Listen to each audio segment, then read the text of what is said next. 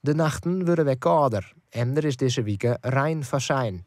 Het kampeertrein van het Dreamloon bij Kollemerpomp is leeg. Op een fanatiek piernij. Wij houden wel van rust. We wisten niet dat het zo rustig zou zijn. Dat we de enige kamperen hier zouden zijn. Maar ja, we vinden het wel fijn. Rust en ruimte, inderdaad. Nou ja, dat gaat helemaal prima. Ik bedoel, we hebben elkaar. We hebben een heel dik dekbed. En ook nog eens een kachel als het echt koud wordt. Dus dat is geen enkel punt. Kampeerders die binden haast net meer. Maar toeristen zeker wel. Zij boeken in de jestvakantie liever accommodaties. De huisjes in Kollemerpomp zitten haast alle jaar vol. We hebben een familiehuis, 10% familiehuis is vol. We hebben een groepsaccommodatie met 20 man, is helemaal vol. We hebben 2 ecolotjes zitten vol. En het vakantiehuis zit ook vol. Ja, die zit allemaal vol. Ja. En waar komen die mensen al hier bij?